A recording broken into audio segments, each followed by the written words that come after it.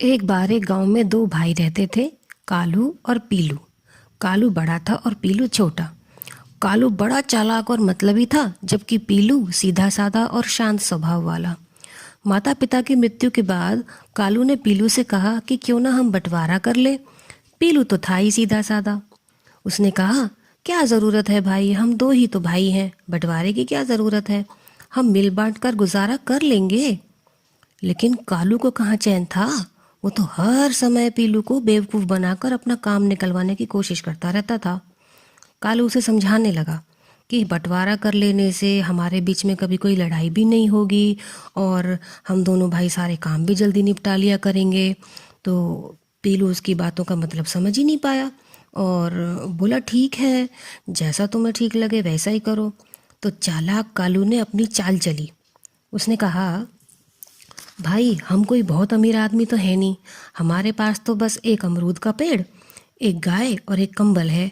तो ऐसा करते हैं, अमरूद के पेड़ का नीचे का हिस्सा तुम्हारा और ऊपर का हिस्सा मेरा, गाय का आगे का हिस्सा तुम्हारा और पीछे का हिस्सा मेरा, और कंबल दिन में तुम्हारा और रात में मेरा। पीलू ने कालू की बात पर ज़्यादा विचार नहीं किया और हाँ कर दी। अगले दिन से सब कुछ अलग अलग माना जाएगा, ये तय हो गया। रात बीत गई, सुबह आई। कालू ने पीलू को जगाया और बोला, चलो अपने अपने हिस्से की देखभाल करनी है ना। पीलू उठा और बाल्टी लेकर गाय का दूध निकालने चला। कालू बोला, पीलू, गाय का आगे का हिस्सा तुम्हारा है, दूध निकालने की सोचना भी मत, क्योंकि वो पीछे का हिस्सा है जो कि मेरा है। जाओ गाय को चारा खिलाओ। पीलू कुछ समझ ही नहीं पाया।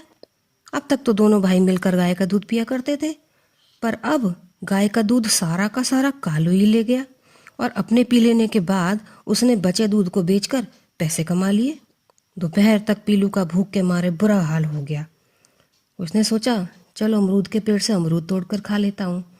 जैसे ही उसने अमरूद के पेड़ पर चढ़ने की कोशिश की, कालू ने आकर उसे जोर से धक्का देकर नीचे गिरा दिया और आंखें निकालते हुए बोला, पीलू, तुम्हें याद नहीं, अमरूद के पेड़ का ऊपर वाला हिस्सा मेरा है, तुम्हारा हिस्सा नीचे का है, जाओ पेड़ में खाद पानी डालो।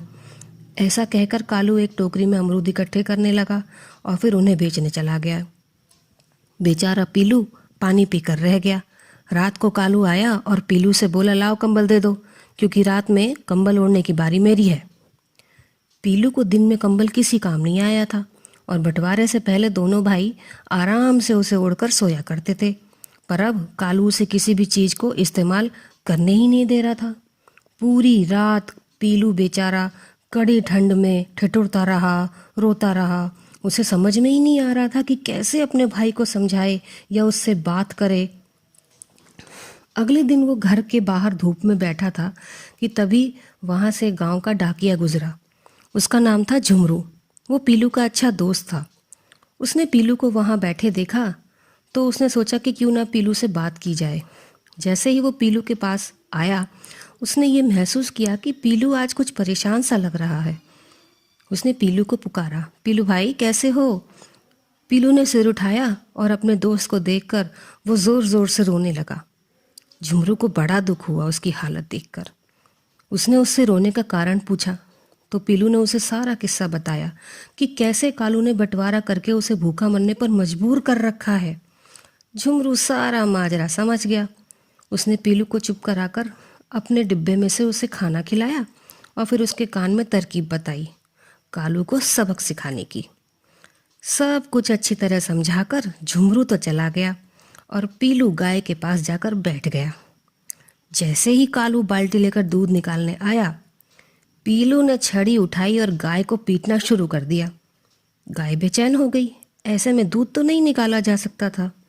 तो कालू बोला, अरे गाय को क्यों मार रहा है, पीलू तो पहले से ही तैयार था। वो बोला, ये हिस्सा मेरा है, मेरे जो जी में आए मैं वही करूँगा। ये कहकर वो कालू के सामने ही गाय को पीटता रहा और चारा भी नहीं डाला। कालू दूध ही नहीं निकाल पाया।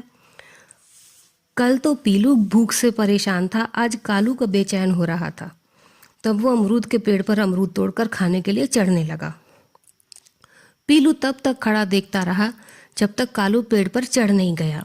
उसके चढ़ते ही पीलू ने कुल्हाड़ी उठाई और पेड़ को काटने के लिए कुल्हाड़ी चलाने लगा।